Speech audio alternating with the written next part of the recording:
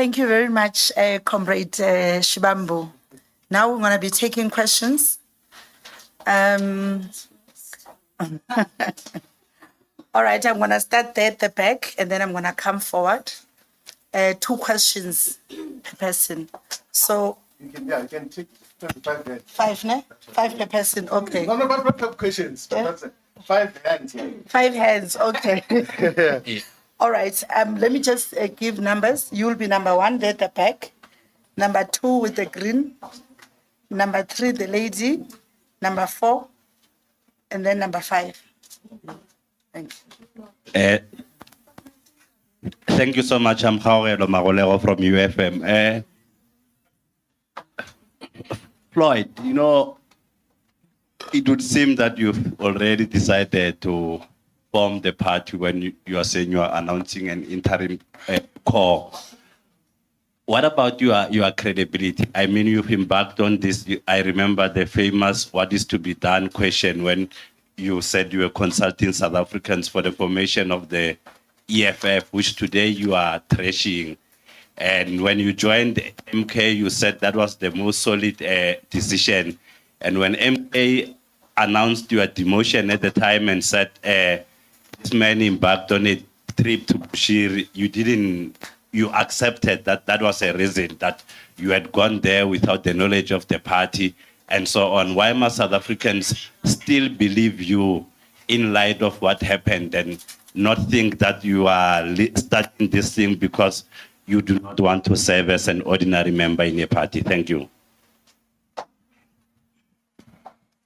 Good morning. My name is Sintebu. I'm with the SAPC. Mr. Shivambu, you're saying that you'll be embarking on a process to form a new political party if the people of South Africa give you that a go ahead. Does that mean today you've parted ways with the MK party despite the fact that you're wearing the MKP cap? And secondly, what are you saying to those people who are saying mushrooming of black political parties, in fact, are just meant to divide the black vote? Aren't you seeing yourself as maybe part of those who are duped into forming political parties only to benefit the very same people that you are saying are the white monopoly capital, because those people seem to be getting funding from the very people that you are accused as the white monopoly capital? I've got a number of questions, but I think I will stick for two. Okay, sure. Thank you very much. My name is Yanda Ngobo from Newsroom Africa. Mr. Shivambu, just to follow up on Deb, what's your current status in the MK party? Have you officially resigned? If so, when did that happen? And you say you're going to be traversing parts of the country and different regions. Where are you getting the money for this? How exactly are you going to be going about it? And then I just want to go back a little bit here with regards to your Bushiri trip. I mean, you and I sat down 3 weeks ago where you basically said, that the leader of the MK party knew about this trip. Did you ever get a chance to sit down with him one-on-one to discuss this? You've already told us about intelligence reports. What did he say to you with regards to these intelligence reports? Because he seemed very upset during those Youth Day rallies. So maybe take us into your confidence, because it links to the credibility question that's been asked, because you had told me that you would never resign from the MK party. So please take us into your confidence in terms of that decision-making process. Yeah, I'll leave it there for now. Nomasu Moyo here from African Times. I actually wanted to ask some question that have you officially resigned? Oh, okay. Nomazul Moyo here from African Times. I actually wanted to ask the same question, that have you officially resigned from the MK party? And also, you're talking about organizing people that are going to be approaching citizens from next week. How long does it take? Why is it so fast? Have you been in this process for a long time already, or what? Thank you.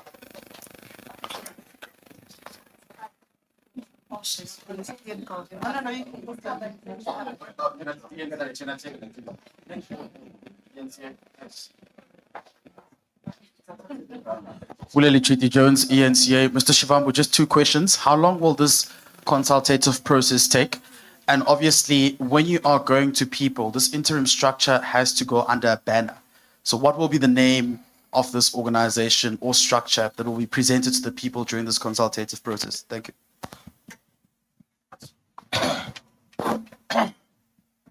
No, thank you very much for. Thank you very much for the questions. I have not resigned from Contoises, and I will never resign from Contoises. I'm a member. I'm a member of Mkhonto Esizwe. So the constitution of Mkhonto Esizwe says that members are not allowed to participate in activities and programs of political parties whose aims and objectives are opposed to the objectives of Mkhonto Esizwe. If Mkhonto Esizwe believes that going to listen to the people violates the constitution, it will tell me that listening to the people is a violation of the constitution. I will not resign. I said I will never resign from Mkhonto Esizwe. And I still stick by the decision and the communication that I made that it was the best decision ever to join Mkhonto Esizwe. And I spoke about it earlier that how would we replace an opportunity to learn in 6 months what we couldn't learn in 10 years? Like a practical experience which you can never read in any textbook. Like and I knew from the beginning, from day one, that here we're about to start a journey of deep learning and understanding just what are the dynamics of South Africa's politics, not from a textbook point of view, or from social media point of view, because there are political leaders who are guided by social media and think trending on social media makes them relevant. Win all elections in social media, but on the ground they're nothing. So that is basically what we're dealing with. We're not dividing black political parties in table. We are listening to people and they will tell us if there's a need for a political party. So if majority, and genuinely so, if majority of the people say that there's no need to form a political party, we will humbly listen to that and take advice from that point of view. We have constituted a structure which is going to be listening, and we have had meetings to talk about that, and none of those meetings were secret. We don't do anything secret. It's open. Even tomorrow and Saturday, we're going to have a meeting represented by all leaders from the whole country. Some are members of the ANC, some are members of the EFF, some are members of the MK. And there's nothing wrong with people meeting to say we're going to listen to people. If their parties have got a problem with their members going to listen to people, then it's their own issue. So listening we're going to do. And if our organizations think that listening is a crime, it's wrong, then they will tell us that it's wrong in terms of those issues. Where am I going to get the money to travel? You know, Zianda, for my 6 months as Mkhonto Esizwe national organizer and secretary general, I've never used the money of Mkhonto Esizwe to travel from any place to another place. Not once. Even when we travel out of the country. Because I be able to persuade people to contribute for travel. And I purposefully did that. Like I never got to be dependent on Mkhonto Esizwe on anything. And I said that in the meeting that I didn't come to suck blood of Mkhonto Esizwe's resources. And that is, we will be able to move from point A to B. If we run out of petrol, we will check if we can be borrowed money to pour petrol. If there's no petrol, we'll hike. We'll stand on the street and say, this way we're going to Mthatha. And then go and speak to the people. That is what we're going to do. But moving from point A to B, we'll be able to move in terms of how the process is going to happen. So the leadership collective that is going to meet, which is not a secret, is going to determine the program of action, the length and the process of consultation, and then we will be able to deal with these issues. Now, comrades, this thing is simple. Don't do things that you don't believe in. And don't associate with projects that you don't believe in. Never ever sacrifice principle on the altar of political convenience. It doesn't matter what happens. It doesn't matter if that is going to break friendship and people that you have known the rest of your life, brotherhood and all of those things there. If principle is broken, you disassociate from it, and decisively so. But in doing so, sometimes you must be considerate of some of the personal circumstances of some of the people that you're dealing with. So that is basically it, that you must never associate with unprincipled positions. You must always stick to principles as to how you deal with politics. These things of, yeah, I'm just there because I'm there for salary purposes and for income. What do we do? Go to leaders of the ANC on the corners and say, but what is this thing that they're doing? They will tell you that that Ramaphosa is nonsense. That Ramaphosa is misleading us. But they won't tell him. Go to EFF people and they will tell you their own characterization of the leader of the organization and what is happening there. But they don't have the courage to tell him. Same in MK. And we can't have political culture like that. We must be able to, when you raise issues internally sharply, you don't have to go and gossip about it anyway. Now all the issues and concerns that I heard about MK, I raised internally. Even against all odds, there is an opportunity to raise an issue about wrongdoing, I would speak and clearly speak against the untouchables there. People who take drugs and tweet at night and insult us. And we'll confront them and say, what is this about? And that is basically how we deal with these issues in terms of what happens. We'll never tiptoe around anyone in terms of principles. Always protect principle on how we deal with these issues. Thank you very much.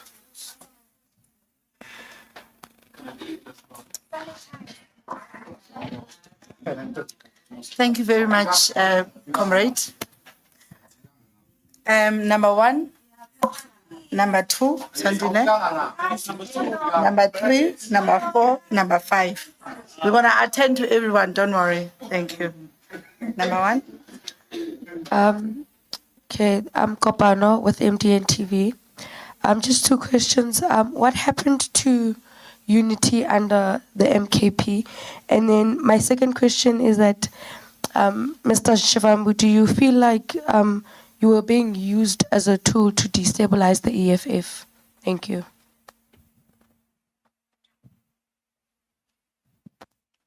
Yeah, Mzwane Lembeja from the SAPC. Mr. Shivambu, you're talking about people stealing money, people doing all wrong things, and people looking to get you removed, writing all those reports. So who are those people?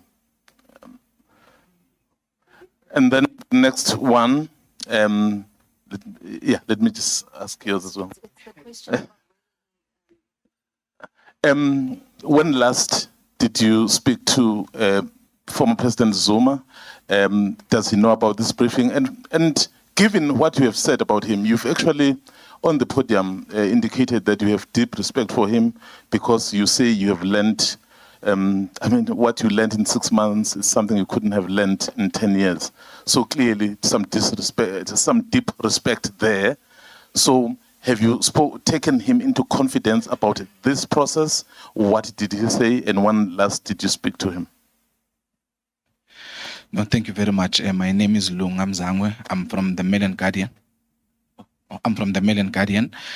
Mzondi has basically taken the question that I wanted to ask you, but from what I'm hearing from MK people is that your trip to Bushiri was to basically get money to fund your own political party.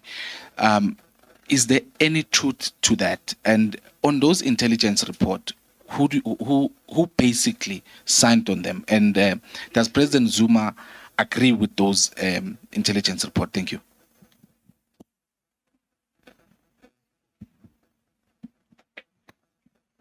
Good day, Nkosinathi Shazi from Power FM News.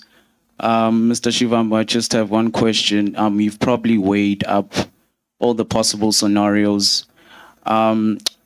Are you ready for the consequences on if the people say we do not want a political party, you reporting back to Umkhonto weSizwe? And my second question, if the people do want a political party, could this be the start of your new solo personal political journey? Now, of course, in that context, what I mean is when you were at the EFF, you're always seen as the number 2 of Umalema, despite being the brains of the EFF. You came into Umkhonto weSizwe, national organizer, secretary general. You've described them as an ethnic party. You've been demoted to parliament as a member of parliament. So is this your moment, your defining moment in politics where you say, you know what, I'm ready to do this alone. I'm ready to go at it despite my circumstances. Thank you very much. Good afternoon. Is it on? Good afternoon. My name is Sisanda Mbolekwa from the Sunday Times. Mr. Shivambu, for clarity, the decision to move from the EFF to the MK party, you called it the best and the sound or solid decision. I'm asking you if you do not regret that moment, reflecting upon where we are today. And secondly, you say that you're going to retain your membership of Umkhonto weSizwe party. Can we reasonably expect South Africans and the electorate to take the MK party seriously as a political vehicle when it's been consistently characterized by chaos and fiefdom around President Zuma? Thank you very much.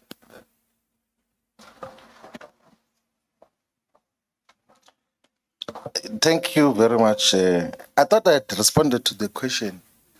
I don't regret leaving the EFF. It's the best decision I ever took in my political life. Because we're legitimating rubbish there. And there was no way that you could dedicate your intellectual muscles and work. And in practice, you realize that this thing which we said we are standing for is not principle. Check the conduct of EFF in government and what gets to legitimate such. That was the best decision ever. And everyone that we spoke to, this like they, like they were to criminalize him. We saying, hey, I will never trust a person who knew that the deputy president is leaving, and then they isolate him. We saying on the basis that he knew that I'm leaving. It's not only we saying it; those comrades knew. We discussed it, and we reached the same conclusion that we are not being fair to society if we say that this comrade can lead this country. All of us agreed with the people who are leading EFF now.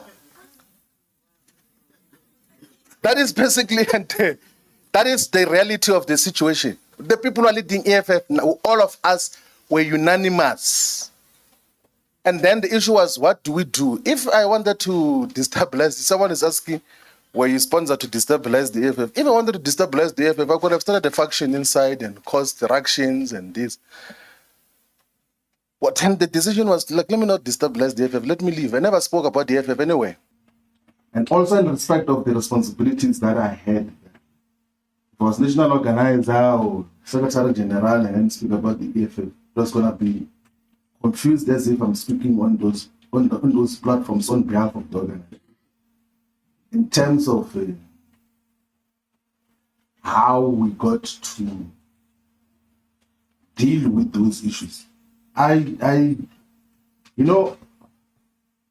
of, although there were dynamics, like part of the things which I used to appreciate about the EFF was that I knew that foundationally I came with the idea of funding the EFF through. One of the things that used to give me a lot of joy was to see a lot of people whose lives would change employed by the EFF as councillors, as members of parliament, staff members, build homes for their parents, buy cars and everything else. I was like, I can't be part of establishing an organization that, at least from that point of view, is giving people sustainable livelihood. That I will never do. I will never be engaged in such an activity. It's not in my character. I don't get involved in factionalism. I'm not, in the 10 years of the EFF, I've never sat in a meeting of a faction. But factions will sit even when we're going to the Congress that elected Marshall for the first time. They came with a list proposing someone else as Secretary General. I said, no, Marshall is going to be SG, and he became SG. I didn't sit in the meeting. I just rejected the decision of the faction in terms of not once, not in MK, not once did I ever sit in a factional meeting. In MK, not once did I speak to President Zuma about me being Secretary General or National Organizer or anything. Not once did I go and speak to President Zuma and say, please don't remove me as SG here, I'm the best and everything else. I said, people can tell lies, you can take decisions on whatever you want to take decision on. It's not my character. I don't get involved in factionalism. I know how foolish factionalism can be. It turns people into zombies. They are unable to think in terms of how they process issues. And there is no one who can come out and say that I was in a meeting to discuss names of people in a political party. I don't get involved in such discussions of factionalism. The ultimate agenda for all progressive black political parties is that they have to unite behind a common vision and agenda. I think we all agree that if you were to isolate black people, whether they come from the black consciousness, political view, or Pan-Africanist, or economic freedom in our lifetime, or charterists, those who believe in MK and all other organizations, if you were to isolate black people and say just what do we need as the top priority issues for black people that have to be done in this country, are going to come out with the same things. The people of South Africa, in terms of aspirations and interests, are not divided. The people of South Africa need jobs. They need stable and healthy environments. They need a society that is free of crime and corruption. They want land. They need to live. They want to have access to quality education.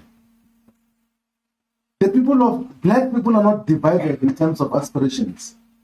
But for narrow political purposes, we get to be divided. That is why we will be going to the people to ask, do we form a political party? If the advice is no, we will be able to accept that guidance in terms of what happens. So I don't need any position of responsibility to survive in life or to have a voice. I don't need to be a president or secretary general to have a voice. Actually, my voice is much more clear when I speak without any position of responsibility. So possibly most of you have never heard me speak openly about many issues because I respected the positions that I had. As a deputy president, I couldn't say certain things. As a national organizer, I couldn't say certain things. As a secretary general, I couldn't say certain things. But now I can make open observations about just what is happening. Perhaps even without a position, my voice would be much more amplified in terms of how we push for the agenda of the return of our land. I last spoke to President Zuma on the day when we had a press conference in Durban, and I said to him, thank you very much, Comrade President, for having given me the opportunity to lead and for entrusting me with the responsibility to be national organizer and secretary general. I really appreciate it. And then the other thing I said was that if there's deployment to parliament, I think for stability of the organization, I can still add value to the organization even as an ordinary member of the National High Command and contribute to its growth. That is what I said. The last conversation which we had with President Zuma. I did explain the issue and reminded President Zuma of the conversations on what ended up with the Malawi trip. And throughout my explanation and reminding him of our conversation in Namibia, he agreed to that. He says, "Ngakumbula." When the DSG sitting next to me was even saying, wrote me a note that you are safe, they won't do anything to you. Then I was asked to leave the meeting, and then the meeting remained there. And then they said, I don't believe anything that he said. He wants to take over the organization. Actually, we must go and reverse all the decisions that he has taken. Let's disband all the structures. Let's reverse everything, including the constitution. I said, people can do whatever they want to do. We played our part. If the conviction is that what we're doing is wrong, it's okay. Like, we move on in terms of how we deal with these issues. There is no political party which is going to be funded from Malawi. Like, there is no political party that is going to be funded by Bushir. We are going to listen to the people and we'll get guidance from the people as to how do we move forward. I'm not this comrade who asked the question earlier.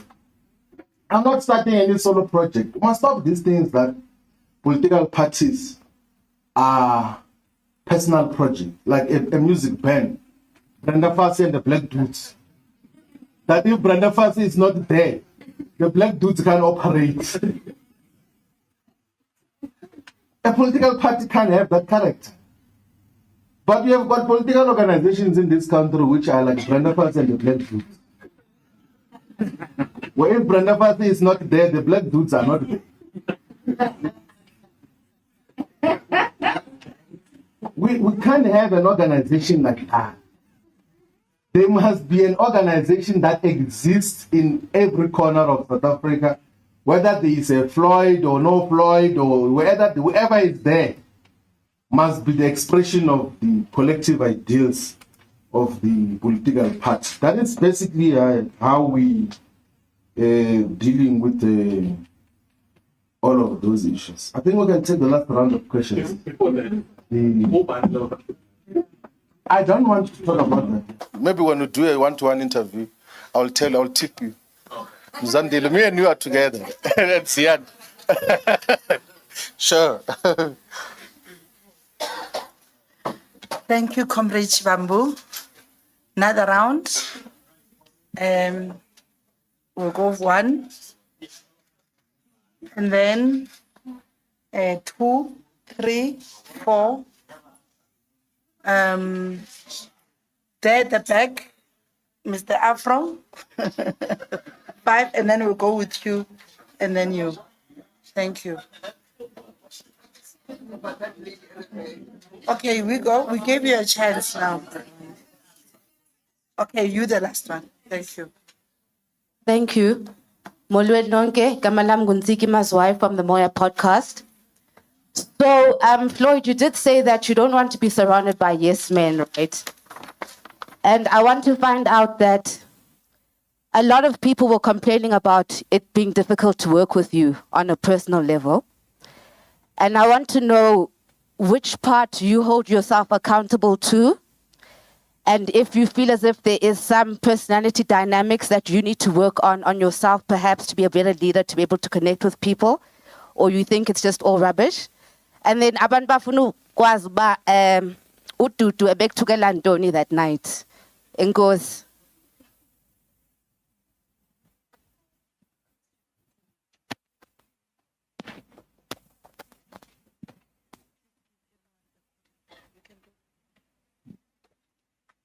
Good day. It's Wikanyo MDN TV. Mr. Floyd Shivambu, I only have one question for you because my other colleague have already raised other question. Given the reports of your marginalization within the MKP on the basis of ethnicity, do you believe the party operates with the tribalist tendencies? And with your experience, can you confirm or dispel the notion that MKP is fundamentally tribalist in character?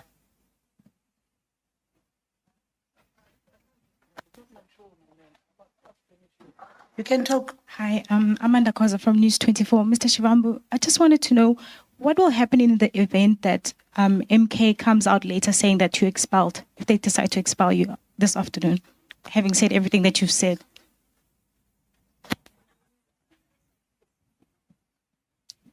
Thank you. It's Corinda from Kaya 959. I'd just like to confirm, would this briefing be the first time that other members of MKP are hearing about your plans to try and launch another party, including the former president? And then, sir, you say you won't resign, but you're looking to launch another political party.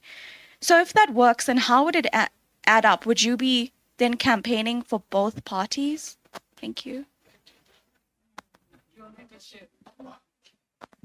Okay, Tiseto Malau from PEM News.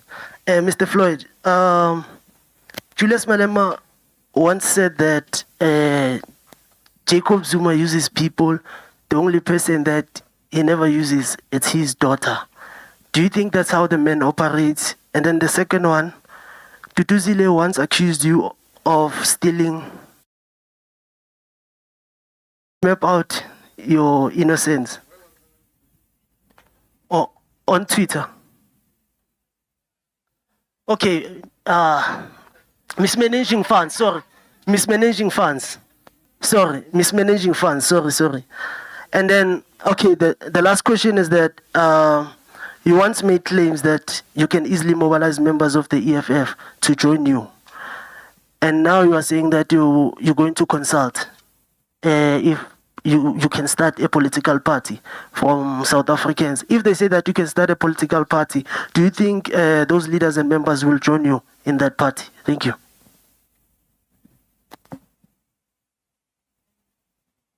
It's you. The lady with the, yeah.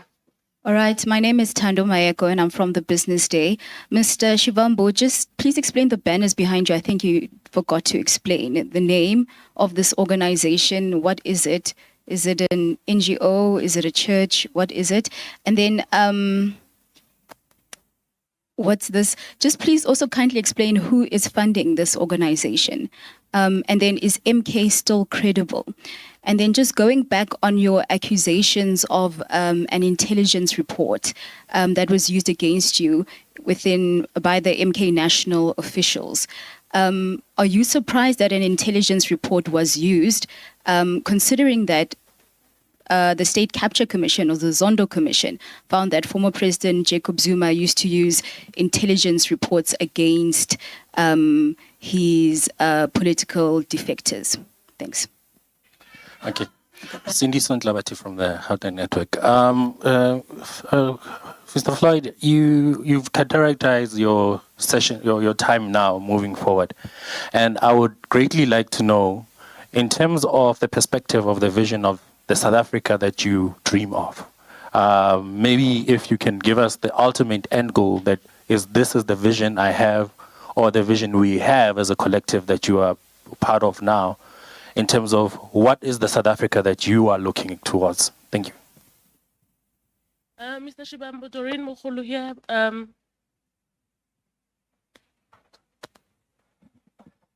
Mr. Shivambu, Doreen Mukhulu here from Scholar Africa.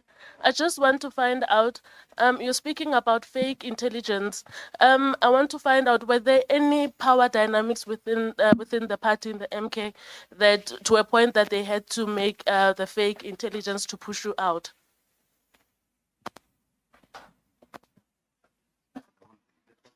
It's a follow-up. Floyd, I asked about the issue of credibility. Look, you, on your own admission that having left the EFF, anyone that was perceived to be loyal to you, you believe that they were victimized. Are you still willing to now have more careers being destroyed by joining a new entity that you are forming? Should South Africans still regard you as a credible voice when you have served 11 years in an organization and now you are calling it a personal fiefdom? Where was the foresight then? As an educated man, shouldn't you have figured this out much earlier. And the same thing attitude would be adopted in case of MK because you've been there for literally 10 months. That then raises the question of your own personal judgment that you should have foresaw that there's trouble there, that Mr. Zuma is quite elderly and gullible, as you put it. So it speaks to your own personal judgment. Thanks. But I think that is your opinion. Let's give it to you. It's your own opinion. Like, it's not a question. Like, really, and we can't help you. And different people will have different perspectives in terms of what happens. I do know, Ntsiki, I think in conducting political work, like I think those that we have worked with before, the difficulty that they have is when we have got leadership responsibilities. One, I refuse to have private meetings or private engagements. So there is a lady from Mpumalanga who, I think it's called Mary or something like that. So the first meeting I attended of MK, there was a decision, I didn't even know who she is. There was a decision to expel her. And then another meeting, and actually in the first meeting, I even said that, please don't expel comrades, it's too early, let us go and engage with them. And it's in the minutes of MK that said, don't expel her, further engagements and all of those things. Then another decision was taken, because some of the decisions had to be written and signed by me, even when you have expressed a different view inside. Then she asked for a private meeting to brief me. Then I said, I can't do that. And I said it actually in the national officials meeting that majority of times, comrades would want to meet you privately and be buddy so that they are protected when they do wrong things in the organization. And that is the conduct that we got to deal with. You know, I'm very close to Mzobe. We always say that we've known each other for more than 20 years, but he was head of presidency. When I was doing wrong things, I'll write him a letter that you're not doing your work properly as head of presidency.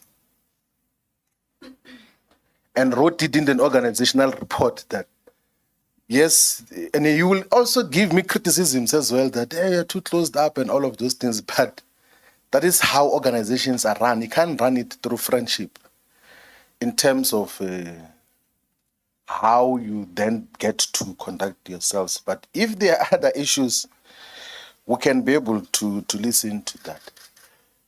MK is not tribalist. It's not a tribalist organization. There's no tribalism. I never got to encounter tribalism. But I know there are people who mischaracterize the organization because also it was still at its formative stages. So there are people who truly believe that it's an organization to liberate Zulu-speaking people. So there will be those who will say that, and they will say that to the president, and there are those who believed that, but it's not the overall character of MK. There is extremely brilliant comrades and activists that are in Kontowe who understand politics properly, organizing, mobilization, and there's never been a problem of tribalism which can be elevated. I know there was an incident now of Teniso, brilliant young man who is the leader of the MK Youth League, made a legitimate, honest, innocent mistake about referring to Tsonga speaking people as Shangan and everything else. They like it.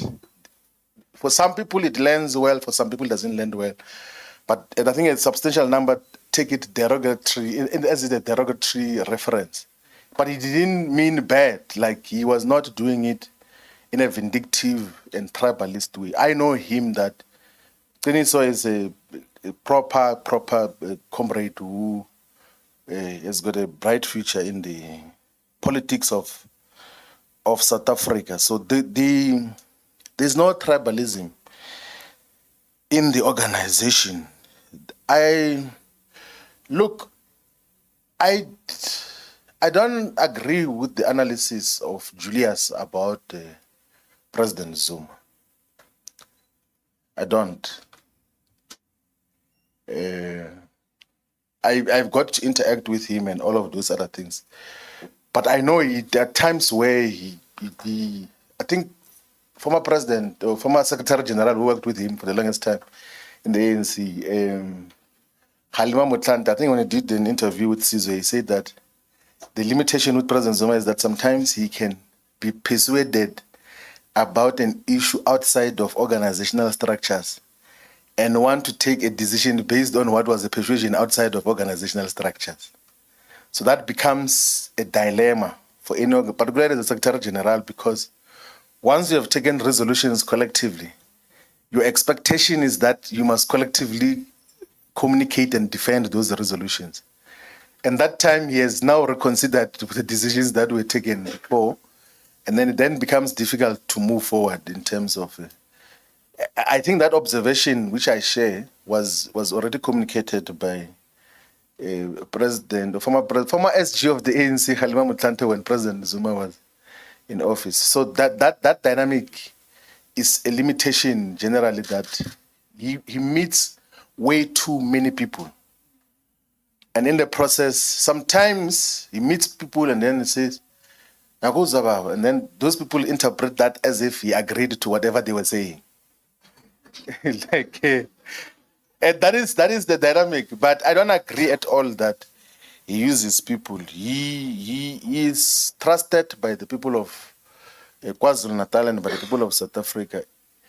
The journey we're building was to expand the message of what he stands for. And he is not opportunist in terms of how he communicates political principle. Like even in closed spaces, there could be I'll give an example, for instance, that the Moroccan embassy wanted to buy the position of MK to say that MK should support Morocco's oppression over Western Sahara. And then there are those closer to him who visited Morocco, were promised money, and then they came back and said MK must agree with Morocco's oppression of Western Sahara. Then when he realizes that they won't understand this, then he called me into the meeting.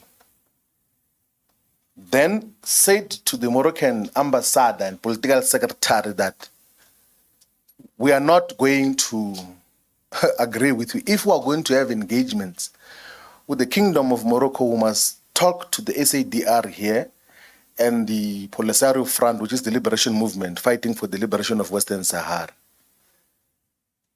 And then we agreed on that principled positions. I wrote a letter on the 27th of March to the Polisario Front to say that the president will engage with you before he engages with Morocco, because it's now 50 years since the oppression got to happen over Western Sahara by Morocco. And you saw what happened. Immediately we were suspended. What is that? Not suspended, that thing of redeployed. Then the Moroccan government issued a statement which is undersigned by Mkhonto Wesizwe to say that Mkhonto Wesizwe supports its oppression over Western Sahara. No meeting to discuss that, no national high command, no officials. Someone just says, and the people who did that, it's those who went to Morocco. Like, that is basically the whole thing. Like, there's no, and in the official record, in the minutes of the National High Command, is that President Zuma is going to mediate a discussion between Western Sahara Liberation Forces and Morocco to find a settlement. It has been going in for a very long time. But after, immediately we leave, because they couldn't do that in our presence, obviously. They couldn't. Then they saw an opportunity that, yeah, now we're going to maybe press that jukebox or to sing for us. And then and you can see that statement, which is issued in the name of MK, is written by the Moroccan embassy here in South Africa, to impose a position on MK on the basis that there will be money exchanges. And that is what happens. Also, even with this, you remember when we did a press conference, Muslim Judicial Council. So Part of these scoundrels, they go to speak to the Muslim Judicial Council and say, no, please go and speak to President Zuma, say to him that he must remove the SG, and that is the only basis he will give money. And then they go there and they are complaining. They say in that church of Shepherd Bushiri, there is 80 plus flags there. There's a flag of Israel as part of the flags there. I didn't even see the flag myself. They say no, because he was in a church where there's a flag of Israel. It means he's against Israel. No, it's against Palestine.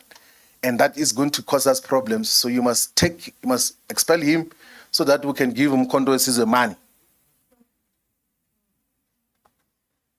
That is, so there is transactional all issues. I wouldn't make reference to Zondo, the judge. Like, I have no respect for Zondo, zero. And he actually made me to have much more deeper respect for President Zuma. Like, I have no respect for that nonsense of state capture inquiry nonsense that I've got no regard, none whatsoever of those. It can't be my point of reference on anything. Like, even the whole decision to get President Zuma arrested was absolute rubbish. Even that time as a deputy president of the EFF, I condemned that. I took international interviews and wrote articles publicly to condemn what Zondo did in terms of arresting of President Zuma. I will never make reference to that as a basis of anything else. He was used by the capitalist establishment to, he was not a judge, he was just an instrument of capitalism and for wrong purposes in terms of what happens. We funding for termination of membership, so be it. It's not the first time. Like, my membership of the ANC, I was not even expelled in the ANC, I was suspended. And I left. You know, this thing of political parties thinking that people are desperate for their membership, it must come to an end. And that people must beg for membership. If anything, political parties must be honored that they've got members and respect them. Not that you must be begging for membership of a political organization. I left the ANC when it was above 63% in parliament and control of all provinces, was possibly the only employer. Had influence and lots of friends and people that I knew throughout my life left. I left the ANC voluntarily when it had power. Why would I be perturbed about being expelled by Mkondo who doesn't have power? Like, what will be like? That is the issue. I don't beg membership of political organizations. I deal with these issues differently. You know, I used to say all the time to the DSG of Mkondo Sizwe that let's do our work. People can say whatever they want to say, they can scream and everything else. We take decisions, we implement, we go towards that are having by-elections. Before we went towards, the MK never used to win by-elections. We used to go towards to preside over volunteers, without photos, without cameras, and pay attention to every little detail, and then we started to win wards. And then some people from parliament, they go a day before elections and they take photos there and say, hey, we've delivered the ward. After we've delivered it, Richmond we delivered. What goes out delivered? Mandeni we delivered. Like, and we do the work, and 3 months before the by-elections happens, we go there every week. And as we can't be entertaining who says what and everything else. I actually even told one of the provincial coordinators who said, hey, SJ, there are people who are talking about you here. They say you must be removed. I said, oh, man, don't ever send me such a message. Leave those things. If there's a decision to remove me, they will take it, but I'm not going to be sitting down and worried about removal and everything else. That now we take decisions and then we implement what is mandated by the collective and then build an organization on what should happen. Ladies and gentlemen, the people of South Africa, thank you very much for having listened to us speak for a very long time. We will be visiting all parts of South Africa. Next week, we're going to be announcing the leadership structure that is going to be guiding the listening process, so that we then also will be announcing just where are we going to be visiting for community engagement and interactions with our people. That is how we get to be here. Thank you very much. We are availing ourselves to be at service. We are servants of the people who want to listen. If the guidance is that we must form a political party, we are going to do it decisively and lead our people towards prosperity and total emancipation. Thank you very much. Sabong.